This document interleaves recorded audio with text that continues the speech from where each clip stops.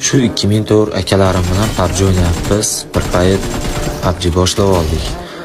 Bittasini akkauntiga hayron qoldim to'g'risi.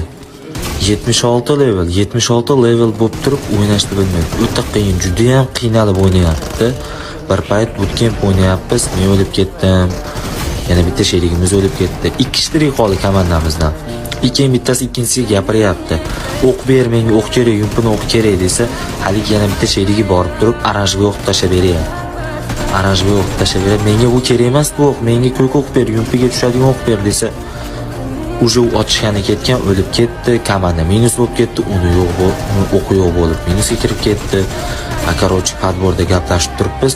Nimaga men sendan ko'k patronli o'q so'raganimda sen menga VSS ga tushadigan, pistoletlarga tushadigan o'q berding deb gapirsa, uzr oshna, endi biz 2009-yil bizni paytimizda yumpiga ham, P90larga ham arajli o'q tushardi deb aytdi.